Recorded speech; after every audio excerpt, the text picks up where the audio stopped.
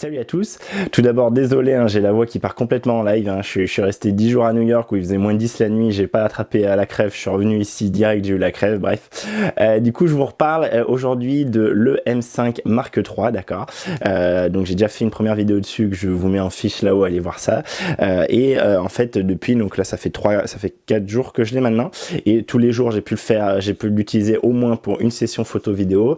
Et du coup, j'ai déjà fait. Bon, en fait, l'idée de cette vidéo, c'est de vous faire tout le tour du boîtier, donc quelque chose qui a déjà été fait en anglais, mais pas du tout en français, hein, de ce que j'ai vu. Donc comme ça, je vais vous montrer tous les boutons, toutes les trappes, tous les ports, enfin voilà, le truc habituel. Mais je vais pas juste me limiter à ça, je vais aussi vous dire les petites précisions, en particulier au niveau de la personnalisation des boutons, vous dire les boutons qui ne sont pas personnalisables et les personnalisations qu'on veut faire, parce que vous le savez, hein, c'est quelque chose de très très important pour moi, l'ergonomie.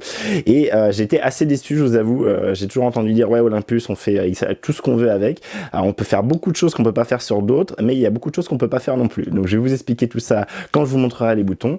Et donc voilà, ça va être l'idée de cette vidéo. Et à la fin également, je vous expliquerai pourquoi au final dans mon choix, j'ai beaucoup hésité en fait à prendre l'EM1 Mark II plutôt que l'EM5 Mark III. Et je vais vous expliquer qu'est-ce qui m'a fait choisir ça. Donc ça va être un peu en cours de vidéo et je résumerai tout ça à la fin en vous donnant tous les détails, en fait toute la comparaison entre les deux et pourquoi moi, dans mon cas personnel, j'ai préféré choisir le M5 Mark III. Et donc dans un monde idéal, si j'avais un G9 qui avait un autofocus à détection de phase, je pourrais vous faire tout ça en vous le montrant directement comme ça. Donc là, je vous invite vraiment à aller revoir le test que j'ai fait de l'autofocus de l'EM5 Mark III. Et vous verrez que ça, avec le M5 Mark III, dès que j'aurais approché l'appareil photo, j'aurais eu la mise au point. Alors que là, vous avez vu, ça a pris une bonne vingtaine de secondes, un truc comme ça. Et donc bon, vu que je risque de faire ça, qui va revenir sur mon visage, que ça, il le fait à peu près bien, voilà. Par contre, dès que je remets quelque chose devant, là, mon visage est complètement masqué, hein, et pour refaire l'autofocus, c'est très compliqué. Donc voilà, l'autofocus à détection de contraste, c'est assez compliqué. Donc c'est pour ça que je vous fais pas la présentation des ports comme ça. Je vais vous la faire en vue de dessus, comme ça je serai sûr qu'il n'y aura pas de raté d'autofocus et j'aurai pas à refaire la prise juste pour vous montrer l'endroit que je vous disais précisément. Allez, c'est parti, on passe au-dessus du boîtier. Ok, donc voilà le boîtier. Bon, j'ai monté dessus le 7-14, hein, d'accord, pour que vous voyez à quoi ça ressemble avec un objectif dessus. Donc vous voyez, hein, le boîtier est quand même très petit, donc même avec juste ce 7-14 qui est pourtant pas très grand, on a vite quelque chose qui est assez disproportionné au niveau de l'objectif. Donc ça, c'est peut-être un des défauts, hein, justement. Donc je vous le dis tout de suite, hein, moi j'ai pris en main le M1 Mark II aux États-Unis, il était disponible en rayon et clairement au niveau prise en main, il est 1000 fois mieux. C'est vraiment le meilleur que j'ai jamais eu en main. Il est encore meilleur que le G9 que j'ai là, hein, d'accord. Il a une poignée très profonde mais pas très trop épaisse, ce qui fait qu'on a vraiment les doigts qui viennent fermer complètement la poignée. Donc j'essaie de vous montrer ça en vidéo, hein, de ce que j'avais pu prendre là-bas. Du coup on a vraiment une poignée, si vous voulez, qui est comme ça mais assez fine et moi j'ai toute ma main qui va dessus, hein, très bien, comme sur le G9. Mais donc voilà, une poignée peut-être un tout petit peu plus longue et un tout petit peu plus fine que sur le G9. Ça, c'est une des raisons qui m'avait fait me tâter à prendre le M1 Mark II plutôt que le M5 Mark III. Très clairement là-dessus, les gros objectifs, vous voyez, c'est pas terrible, mais franchement, je l'avais pris en main justement aux États-Unis et j'avais été très agréablement surpris. Donc on a pratiquement pas de poignée, vous voyez, on a très peu de choses, mais elle est très bien faite et surtout elle est très bien faite parce que on a ici le repose-pouce qui lui est vraiment énorme. Le repose-pouce est très important et on peut vraiment prendre du coup en main, vous voyez. Alors souvent j'ai le petit doigt qui passe en dessous, très clairement. Je peux mettre mes 4 doigts, mais c'est pas très agréable du tout. Donc j'ai mon petit doigt qui passe en dessous, mes 2 doigts qui le prennent et ici l'index pour pouvoir venir appuyer. Vous voyez que je peux vraiment le tenir à une main et du coup moi j'ai déjà utilisé donc avec le 24-100 qui est plus grand que lui et j'arrive à le tenir à la main à côté de moi. C'est pas très agréable, hein, je préfère clairement une grande poignée, mais je pensais que ça serait bien pire et vraiment ce qui change tout, c'est ce repose-pouce, hein, qui est très marqué. Vous voyez, on a vraiment un angle important, ce qui fait qu'on peut reposer le pouce très bien et il gêne pas, il appuie pas sur les boutons. Là vous voyez, j'ai beau le tenir fermement, j'appuie sur aucun bouton. Alors, on va justement voir les boutons après, hein, mais voilà, c'était vraiment pour la prise en main.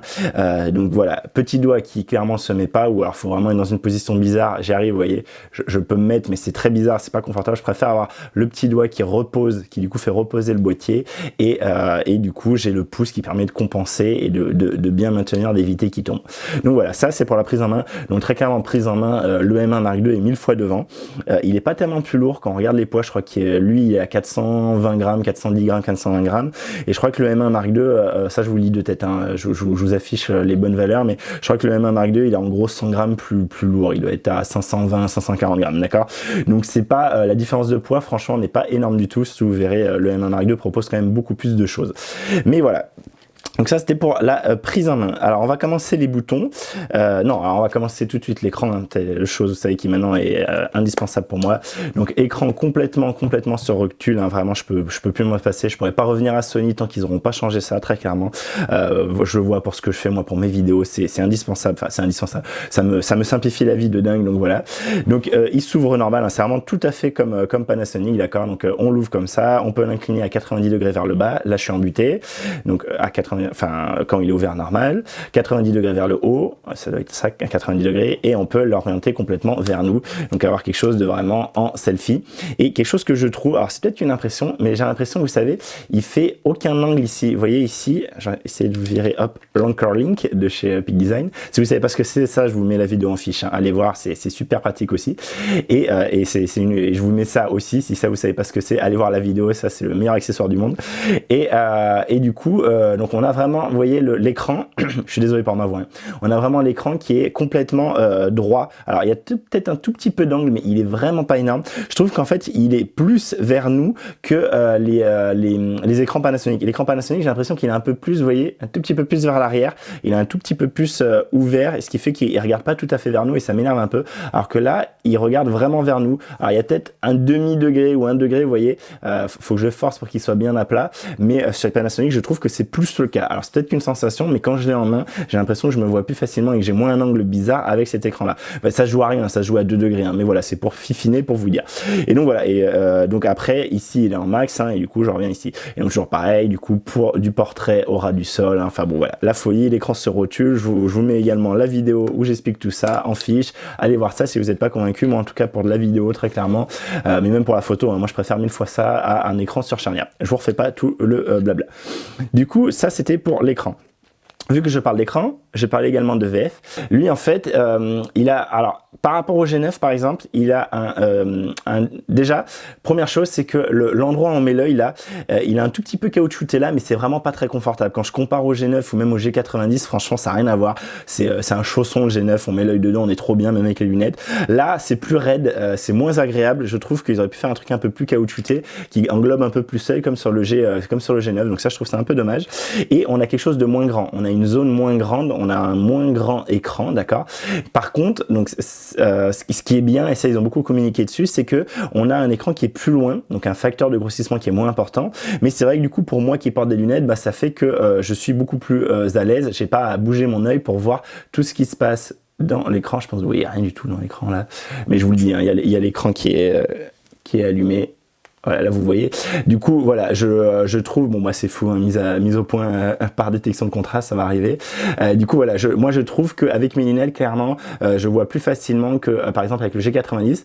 Avec le G9, vous savez, il y a 3 niveaux de magnification, de grossissement. Donc on peut faire qu'il soit petit pour faire que ça s'éloigne de nous et qu'on voit bien avec les lunettes. Donc sur le G9, j'ai pas de problème, mais sur le G90, un peu plus. Bon, c'est pas gravissime, hein, mais voilà. Donc niveau confort, je préfère 1000 fois, par exemple, le G9, mais niveau ou le G90, mais niveau le fait que je vois tout l'écran d'un coup, c'est vrai que pour ça c'est agréable. Alors ceux qui portent pas de lunettes vont être déçus parce que ça fera un plus petit écran, mais pour ceux qui portent des lunettes, c'est cool. Après le mieux, hein, franchement, c'est de faire comme le G9 et laisser 3 niveaux et au moins tout le monde a son bonheur. Donc voilà, ça c'était pour et je vous montre l'écran quand même. Voilà, ça c'est l'écran une fois allumé des pieds. Cet écran il est tactile, mais il est beaucoup moins intéressant que sur Panasonic, mais quand même beaucoup plus intéressant que sur Sony. Donc je m'explique. On a évidemment la possibilité de faire positionner le collimateur et c'est assez fluide. Je dirais que c'est plus précis que Sony à ce niveau-là, un peu moins que Panasonic quand même. Donc on a la possibilité de faire le collimateur comme ça. Vous voyez qu'ici sur le côté on peut régler la taille parce qu'on n'a pas du tout comme sur Panasonic la possibilité de pincher. Ça on va le voir après aussi. Hein, ça ne se fait pas du tout sur les photos. Après on peut lui dire que l'écran du coup directement quand on appuie on fait la photo. Ok, comme sur Panasonic ou désactivé, d'accord. Donc bon, ça va, ça marche bien. Par contre, dès qu'on va être dans les menus, là on oublie hein, le tactile, là c'est fini, il n'y a plus de tactile, d'accord. Donc ça c'est beaucoup moins bien que chez Panasonic, mais c'est plus fort que ça. C'est-à-dire qu'à certains endroits, on va pouvoir l'utiliser. Alors je vous montre ce qu'il faut. J'ai dû refaire la séquence pour retrouver. Donc c'est pas ça. Là par exemple sur l'équivalent du Q-menu, moi ça c'est l'équivalent de mon Q-menu, d'accord. Là je peux pas le faire, donc ça c'est naze, ok. Donc je vais faire menu, je crois pour quitter. C'est toujours un peu galère. Et du coup si je vais sur ce truc là. Vous voyez qu'ici, si je fais OK, Du coup, les trucs deviennent blancs et soit je les change avec, évidemment, les touches, soit je peux appuyer directement avec le doigt. Et sauf que j'ai beau appuyer dessus, vous voyez qu'après, il faut que j'appuie sur OK pour rentrer dedans. Si par exemple, je sais pas, je me mets sur le type de photo, voilà, il faut que je rentre dedans comme ça, et là, pareil, je peux pas le bouger. Donc, c'est un peu bizarre.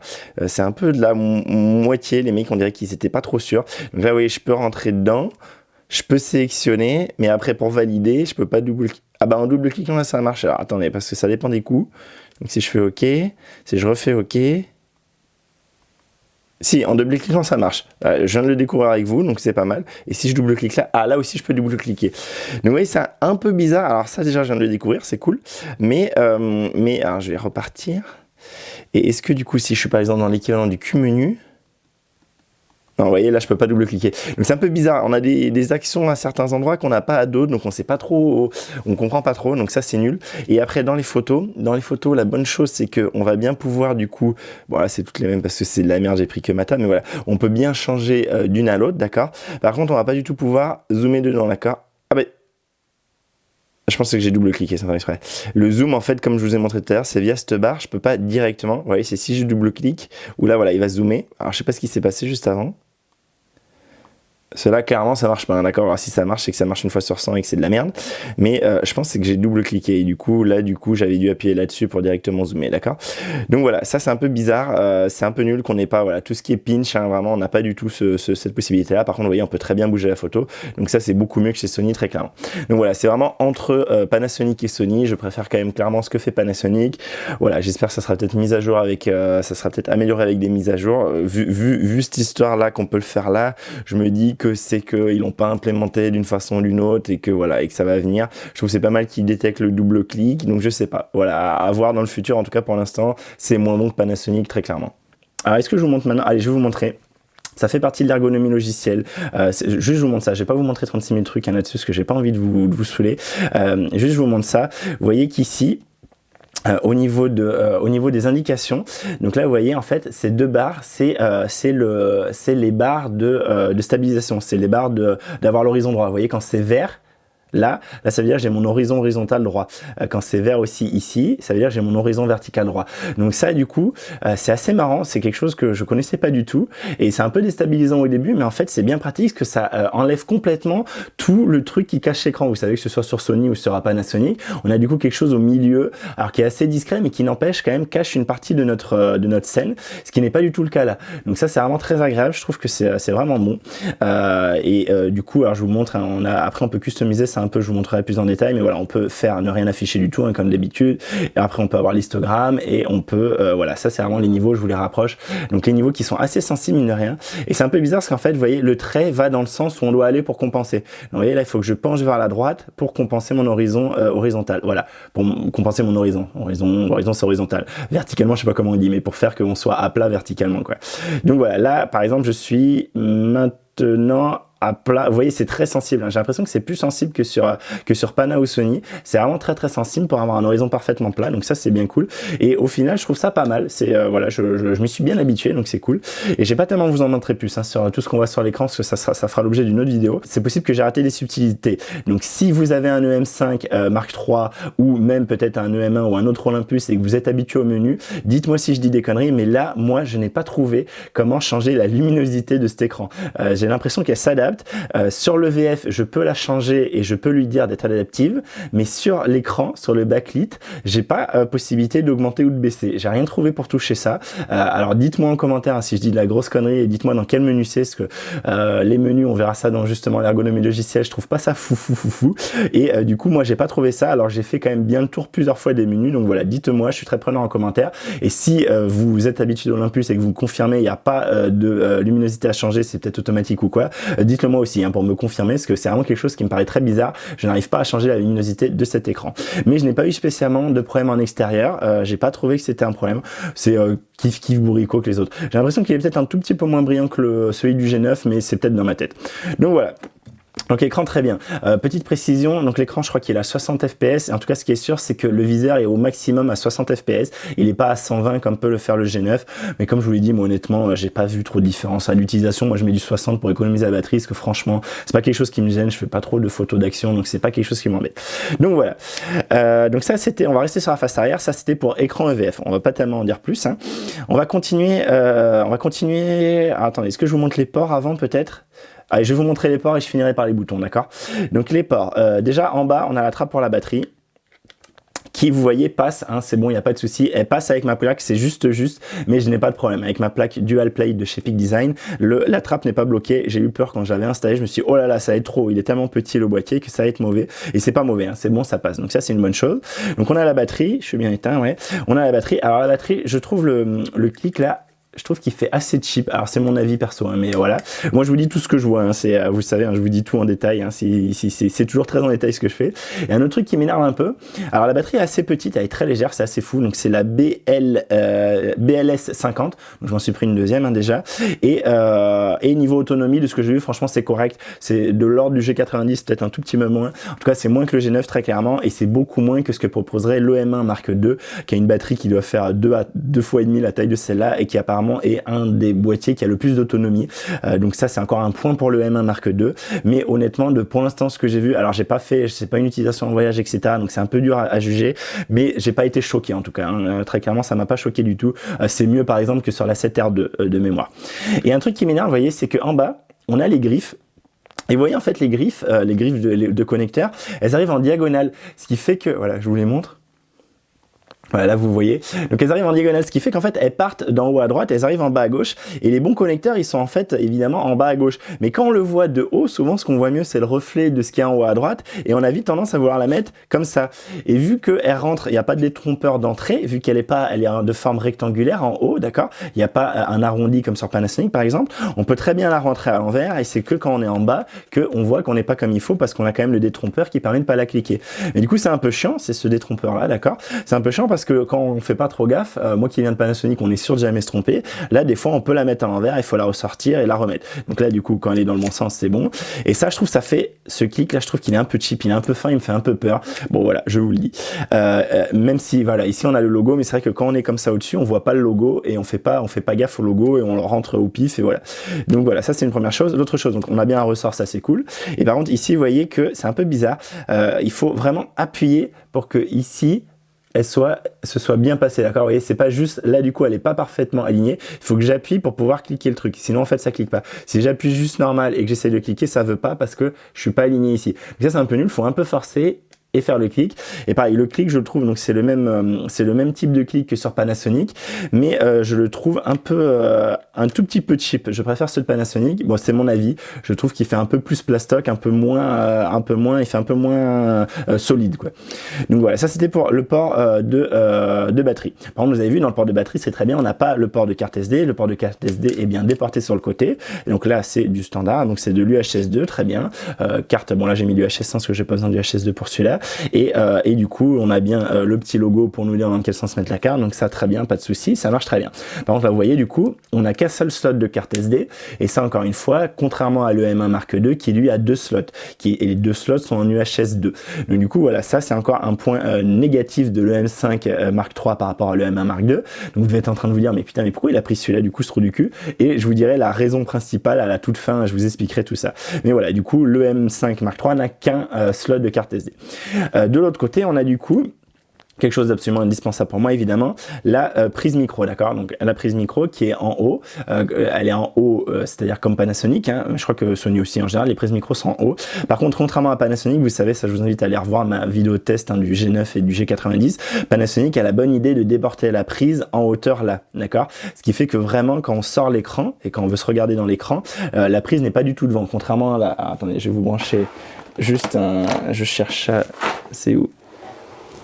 Attendez, je vous sors un micro pour vous montrer ça. Donc là, je vous sors un câble de micro. Voilà, hop.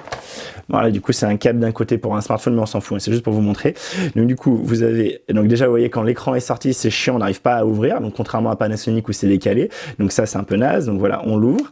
Et on peut venir fixer la prise jack. Hop. Et quand on remet l'écran, vous voyez que du coup, je vais l'allumer, hein, pour que vous voyez l'écran allumé. Donc ça évidemment ça va aller en haut, et vous voyez qu'ici au final, heureusement, avec l'épaisseur, la bande noire de l'écran, au final ça cache uniquement l'indication de batterie. Donc là en dessous j'ai l'indication de batterie, d'accord, de niveau de batterie, et en fait ce truc là ne cache pas du tout l'écran, il cache peut-être un demi-millimètre en haut, le coin supérieur gauche de notre image, mais il va vraiment juste bloquer ça et pas tout. Donc ça vraiment à ce niveau là pas de souci, c'est juste par contre on voit plus notre niveau de batterie, c'est un peu con, donc je préfère évidemment bien plus Panasonic qui déporte le micro là. Faudrait que tous les constructeurs fassent ça, Panasonic ils ont tout compris pour ça, voilà, donc c'est franchement ça va, mais ça pourrait être un peu mieux, voilà, j'ai le témoin de batterie qui est caché, c'est un peu dommage. Donc voilà, ça c'était pour vous le dire.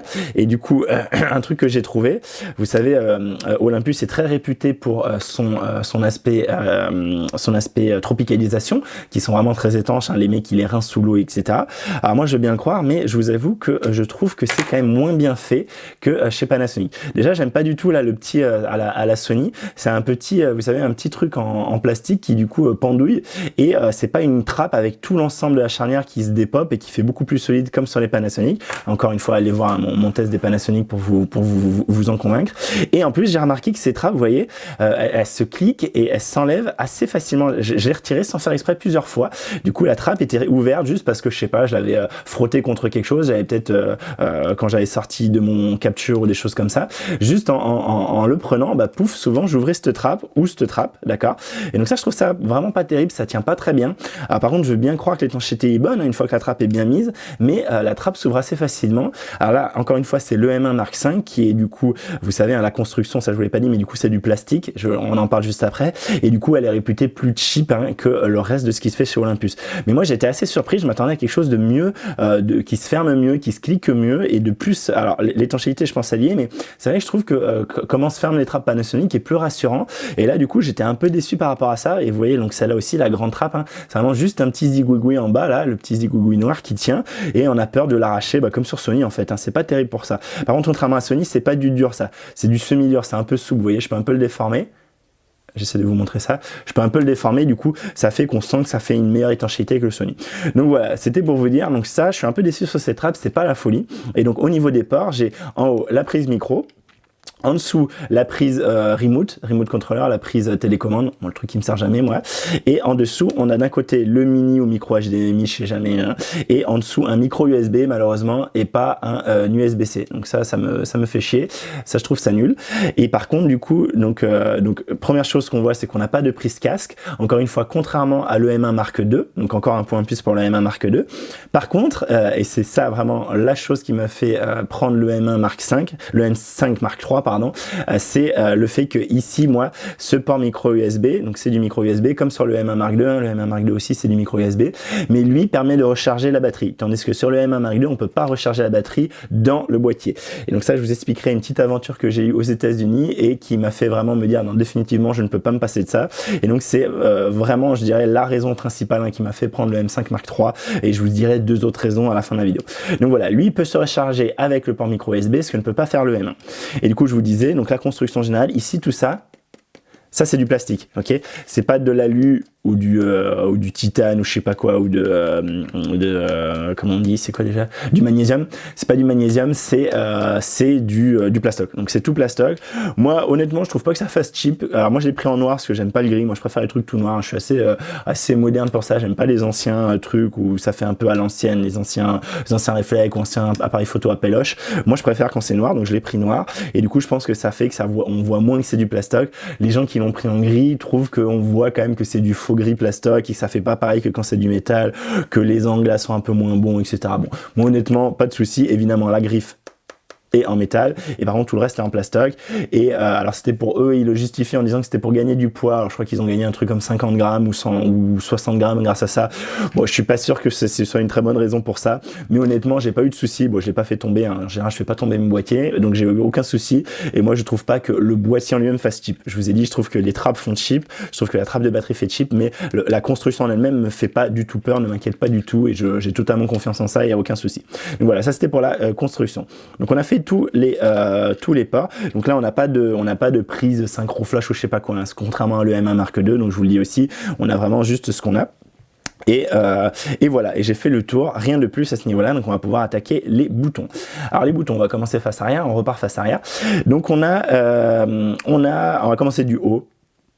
On commence face arrière ou pas? Non, j'ai commencé face du dessus parce que la face arrière est celle qui m'a le plus déçu et comme ça, je vous laisse un peu de suspense. Donc dessus, si je le prends comme ça, comme vous le prendriez, on a, chose qui moi m'emmerde un peu, on a le bouton on-off qui est ici à gauche. Donc c'est un bouton qu'on clique et je trouve que lui aussi fait un peu cheap. J'aime pas trop le bruit qu'il fait, j'aime pas trop, j'ai l'impression qu'il est un peu fragile. Alors c'est certainement qu'une impression, mais voilà, j'aime pas trop ce bouton et surtout j'aime pas qu'il soit à gauche. Je préfère 1000 fois un bouton comme sur le G9 que je peux directement on-off directement avec l'index. Je préfère clairement ça, mais très clairement. Ou sinon, comme sur le G90, un bouton que j'ai au pouce. Ou comme sur le RX10 Mark IV, c'était ça aussi de mémoire. Mais très clairement, je préfère les boutons qui se font là, parce qu'on peut tout faire d'une main. Et on a deux autres boutons de raccourci dessus. On a du coup ici, alors ça c'est mappable, ça c'est repersonnalisable, d'accord? Je vais tout le temps vous dire qu'est-ce qui est personnalisable ou pas.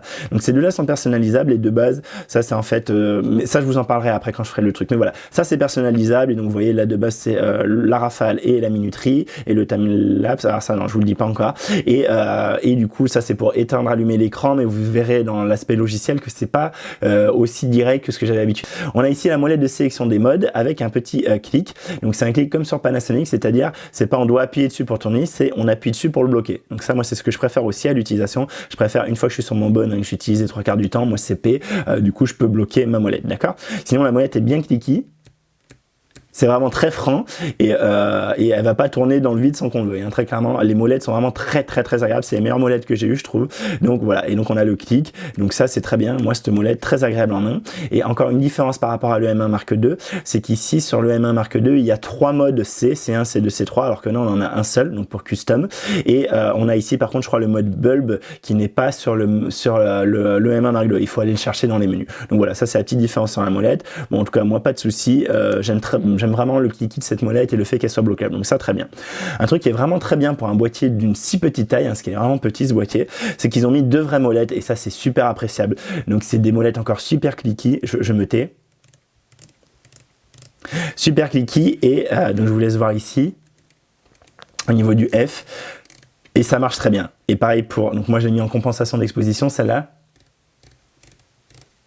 Et ça marche très bien et le clic est franc et on sait quand on l'a fait, on sait quand on a fait un cran, on sait qu'on l'a fait, si on a fait 2 crans, on sait qu'on l'a fait. C'est pour moi les meilleures molettes que j'ai eues, je trouve qu'elles sont vraiment super agréables, elles sont vraiment, on a vraiment une sensation, je pense qu'elles sont en métal et on a vraiment une sensation métallique et les clics sont bien faits et vraiment mettre 2 grosses molettes comme ça, moi c'est ce que je préfère, les 2 molettes à l'horizontale, alors peut-être celle-là rentrée, mais du coup elle clique mieux par exemple que ce que j'avais sur Sony. Donc du coup ces 2 molettes vraiment excellents, je suis très content. Et donc sur la molette de devant, vous voyez c'est là qu'on a le bouton, le déclencheur, d'accord? De quoi vous faire écouter le bruit du déclencheur que je trouve très agréable, j'aime beaucoup ce bruit, je trouve qu'il est qui fait confiance et qui fait pas trop de bruit, c'est pas un bruit trop sec ou trop ou qu'on entend trop, donc ça j'aime beaucoup. Et du coup donc on a le bouton que je trouve bien meilleur hein, que sur le G9. Alors je sais, hein, on a eu le débat avec plusieurs personnes dans les commentaires, le bouton de G9 c'est un avantage pour éviter les vibrations, le fait que la course soit très petite, mais moi honnêtement à l'utilisation, le nombre de fois que j'ai déclenché une photo ou une vidéo ou que je l'ai arrêté sans le vouloir, je voulais juste par exemple appuyer sur le bouton pour faire la mise au point, par exemple pour relancer l'écran, sur le G9 vous savez quand on filme, souvent au bout d'un moment bah, il s'estompe. Et du coup, je préfère 1000 fois ce bouton, très clairement. Là, je suis sur quelque chose qui se rapproche plus du Sony. Et bouton très bon. Vraiment, je sais quand je fais la mise au point et je sais quand j'appuie. Donc moi, je préfère carrément ce bouton au G9 et même au G90, très clairement. Déclencheur, pour mon usage et comment moi j'aime bien faire les photos, je préfère carrément. Et quand je vois la stabilisation qu'on arrive à avoir, les stops qu'on a avec lui, j'ai pas l'impression que le bouton gêne fasse créer un problème de vibration. Mais bon, voilà. En tout cas, moi, je préfère ce bouton beaucoup moins sensible et beaucoup moins mushy, beaucoup moins un peu mou et on sait jamais où est-ce qu'on a vraiment l'aspect du clic. Là, vraiment, on a la mise au point. Voilà, il n'arrive pas à la faire, ce qu'il n'y a rien à faire, la mise au point dessus, mais on a clairement la mise au point. Ok, la mise au point et le clic. Donc très clairement, ça, je préfère ce bouton-là. On a par contre ici, et ça c'est bien dommage, ils l'ont dit dans le test d'EP Review, ici, vous voyez, on n'a pas de bouton. Ça c'est un peu con, hein. On voudrait avoir un bouton custom ici, hein, évidemment. Et là, il n'y en a pas. Là, il n'y a pas de bouton, il n'y a rien, donc c'est nul, ça se clique pas. À côté de ça, on a 2 boutons. On a le bouton qui est de base et compensation d'exposition, que moi du coup j'ai remappé, il se remappe bien. Et le bouton Rec qui se remappe bien aussi. Donc ces deux-là sont le bouton Rec est beaucoup plus par exemple accessible que sur le G9, très très clairement, ou sur le G90, enfin plus surtout sur le G9. Le G9, vous savez, il faut vraiment que je fasse une gignatiste et que je ramène le bouton derrière, que je ramène le doigt derrière pour appuyer sur le bouton REC. Là, c'est pas du tout le cas. Vous voyez, j'ai le doigt là, je peux de suite venir là sans problème. Et par contre, ce que je reproche un peu, c'est que j'aurais peut-être mis le bouton REC là pour être vraiment juste à côté du déclencheur. Et le truc que je reproche beaucoup, c'est, vous voyez ici, on a bien un tout petit trou, mais quand on met le doigt dessus, honnêtement, moi, je sens pas du tout. Je sens pas de différence, ou alors très très peu, entre lui et lui. Et ce qui fait que quand j'ai l'œil dans le viseur, eh ben, je suis pas sûr. Il faut que je sente les deux boutons pour être sûr d'être sur le bouton REC et pas sur le bouton compensation d'exposition. Par rapport au G9 ou au G90 où le bouton REC est vraiment complètement différent des autres, on le sent, on sent bien le trou au niveau du doigt. Là, c'est pas le cas et du coup, ça m'est arrivé plusieurs fois de confondre les deux. Et du coup, ce que je fais, c'est que je vérifie, il y a lui devant, donc je suis bien sur celui derrière. Donc c'est pas grave ici, mais voilà. Niveau ergonomie, ça fait perdre une demi-seconde, c'est un peu relou. Donc je trouve le bouton d'Epana meilleur pour ça. Autre truc sur ce bouton, quelque chose qu'on peut pas faire, en fait, on peut lui dire, ça je vous le montrerai encore dans l'ergonomie, mais je vous le dis là, parce que c'est quand même important, je trouve, c'est que on peut lui dire en fait dans les menus que on lance la vidéo avec ce déclencheur là. Par contre, du coup, on pourra plus lancer la vidéo avec ce déclencheur là. C'est en fait soit l'un, soit l'autre. Donc ça, je trouve ça un peu nul et je trouve ça un peu dommage, contrairement à Panasonic qui nous laisse faire tout ce qu'on veut. Et donc de base, en fait, lui permettra de faire la mise au point en vidéo si je suis en mode vidéo. Du coup, ça, je vais vous montrer juste après. Donc ça, en fait, quand je vais appuyer, il va essayer de faire la mise au point, d'accord? Et du coup, c'est que là, j'ai beau essayer d'appuyer, vous voyez, il va rien faire. C'est que quand j'appuierai sur le bouton REC, que du coup, il va enregistrer. Et du coup, quand j'enregistre, je vais pouvoir vérifier ma mise au point. Vous voyez, lui forcer à faire une mise au point, ce qu'au final me va bien. Et comme je vous ai dit, ce bouton est très agréable pour être sûr de ce qu'on fait. Et du coup, en fait, je préfère ça me permet de forcer ma mise au point des fois en vidéo. Donc voilà. Mais je trouve ça dommage qu'on n'ait pas la possibilité, comme sur Panasonic, de dire, bah voilà, lui, il fait la vidéo, mais quand je suis en mode vidéo, on enregistre avec ça et on éteint avec ça. Ça, c'est pas possible. Enfin, c'est possible, mais du coup, on a plus ce bouton-là et moi, je voudrais avoir les deux en vidéo. Donc voilà, ça, c'est un peu dommage. Par contre, ce qu'on peut vraiment apprécier, c'est qu'on voit qu'ils ont laissé aucune place libre. Ils se sont dit, si on a de la place, on met des boutons. Et vous voyez, donc là, il y avait très peu de place et pourtant, ils ont mis deux boutons. Ce qu'on aurait peut-être pas fait Sony, par exemple, ce qu'on aurait pas fait du tout Sony, je pense. Et du coup, ça, c'est très très bien. Je trouve ça très très bien de leur part. C'est dommage, du coup, qu'ils en ont pas mis un. Je trouve que c'est un peu con. Et ici, on en a un autre, vous voyez, un peu décalé, un peu comme le bouton REC chez Sony, par exemple, chez Sony, quand c'était déporté comme ça sur la droite. Du coup, ça, ici, on a le ISO, pareil, qui est remappable. Donc, tous les boutons du haut, là, sont remappables à ce niveau-là, pas de souci. Même lui, on peut lui dire qu'il ne sert pas à faire l'autofocus et le déclenchement, on peut changer. On verra ça dans l'ergonomie. Ici derrière, du coup, donc voilà, on a fait tous les boutons du haut, d'accord? Ici derrière, on a en haut le joystick, le commutateur entre le mode 1 et 2. Et là, c'est assez marrant parce que moi, du coup, en venant de Sony, j'étais habitué en fait que ce commutateur change entre, par exemple, AEL et AF, d'accord? Ou autre chose, je crois qu'on pouvait customiser, je ne me rappelle plus exactement, mais en fait, il changeait le mode de ce bouton-là. Là, c'est pas le cas. En fait, on va pouvoir le customiser, ça je vous le montrerai plus en détail. On va pouvoir le customiser soit pour faire qu'il y ait deux modes pour les molettes, c'est-à-dire par exemple moi de base le mode 1 ça serait ce que j'ai là, donc du coup le changement d'ouverture et de temps de pause pour le mode P et ici toujours la compensation d'exposition, d'accord? Et je pourrais dire qu'en mode 2 par exemple cette molette sert à changer la balance des blancs et cette molette sert à changer je sais pas le mode d'exposition par exemple, d'accord? Et donc du coup on jouerait entre le mode 1 et 2 pour faire ça. L'autre truc, donc moi ce que je l'ai fait, vous voyez, en fait il y a trois possibilités. Donc il y avait cette première possibilité où on peut attribuer deux types différents de molettes. La deuxième possibilité c'est de pouvoir, je vous le montre, c'est pouvoir passer directement au mode vidéo. Donc comme si on venait ici sur le mode vidéo avec la grosse molette, là directement vous voyez ici je suis en 16/9, je remets en mode 1, boum, je vais repasser en mode 4/3. Donc là je suis en photo, là je suis en vidéo et ça fait que j'ai pas besoin de tourner ma molette, c'est vraiment instantané. Moi avec le pouce, même à une main je peux le faire et ça je trouve ça assez agréable, je trouve ça bien vu de leur part de proposer ça et donc moi c'est ce que je mets actuellement. Je verrai si à terme peut-être je change, mais pour l'instant c'est ce qui me va le mieux pour passer directement en mode vidéo. Donc voilà, donc ça c'est pas mal. Et le troisième mode, pardon, c'est que du coup, attendez que je vous dise pas de bêtises, je sais plus si c'est dans ça. Je crois que le troisième mode, c'est que ce commutateur sert à rien.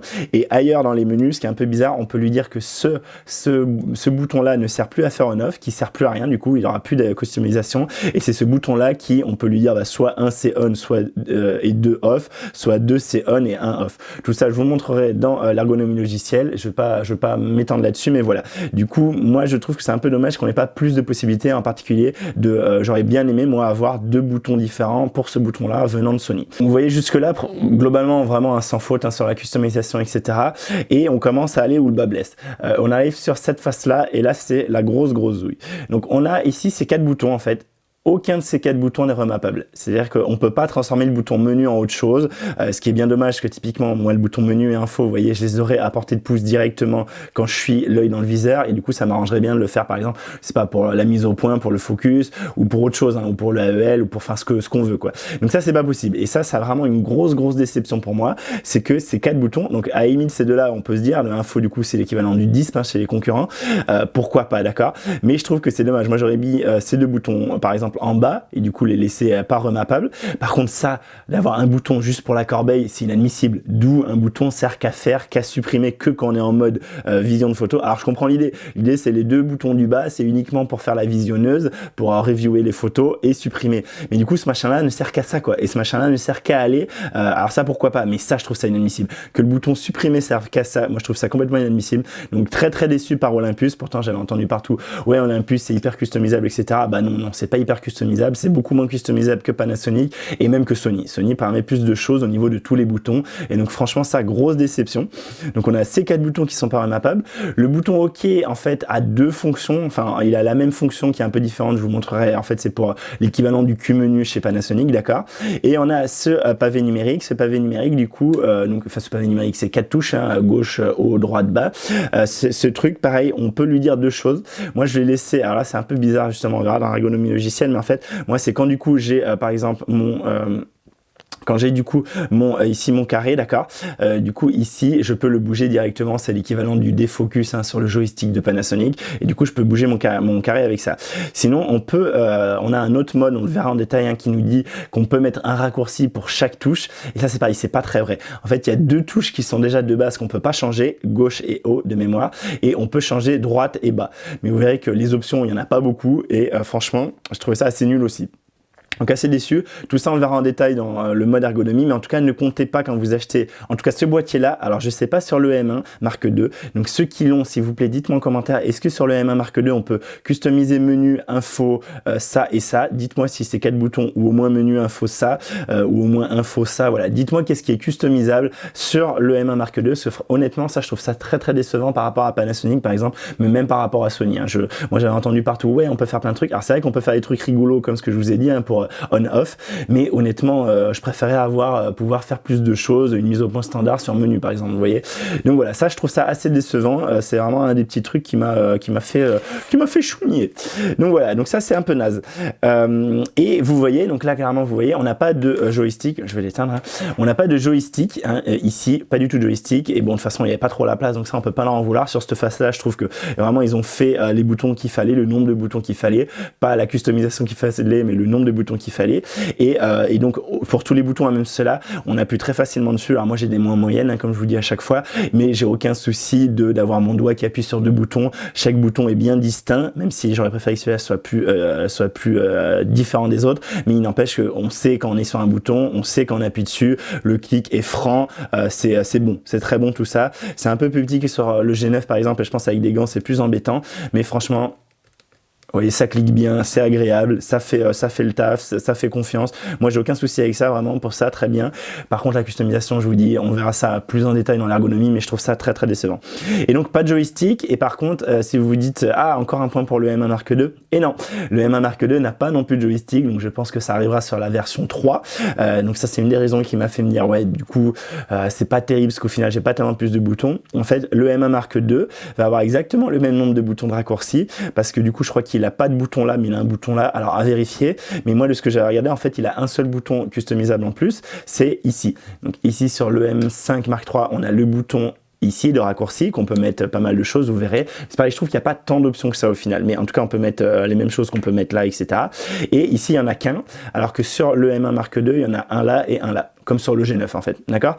Donc du coup ici on aurait 2 boutons de personnalisation au lieu d'un, donc ça fait, moi de ce que j'avais de mémoire, il y en a en fait un seul en plus sur le M1 Mark II, c'est ce bouton là.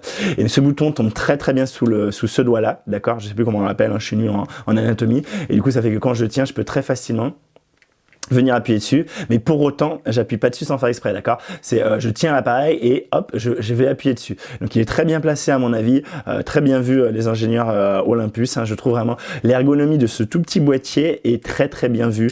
Je suis très agréablement surpris sur cette prise en main par rapport à la taille du boîtier. Franchement, chapeau Olympus, ça a vraiment rien à dire.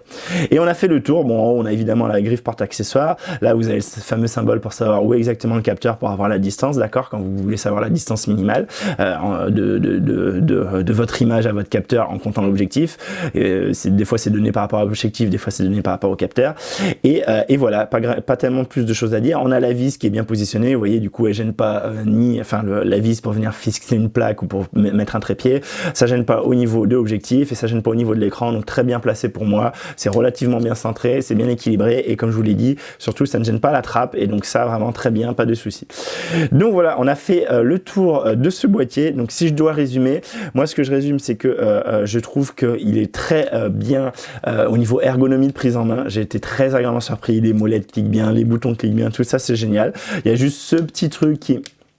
Je sais pas si vous entendez, moi je trouve il fait un peu cheap, bon c'est mon avis, je sais pas si sur le M1 Mark II c'est différent, j'avais pris en main et ça m'avait pas choqué, mais ça m'avait pas choqué non plus quand j'avais pris lui en main, c'est plus à l'usage que je trouve que voilà, il est un peu bizarre ce bouton, je trouve moins franc par exemple que ce que j'avais sur le Sony, sur le RX10 Mark IV de mémoire, donc voilà, ça je vous le dis, mais sinon tous les autres boutons vraiment, ils appuient bien, ça clique bien, tout est vraiment très agréable, la prise en main est franchement très bonne pour un si petit boîtier, par contre je suis très déçu par la customisation, mais on verra ça plus en détail dans la vidéo que je vous ferai à ce sujet.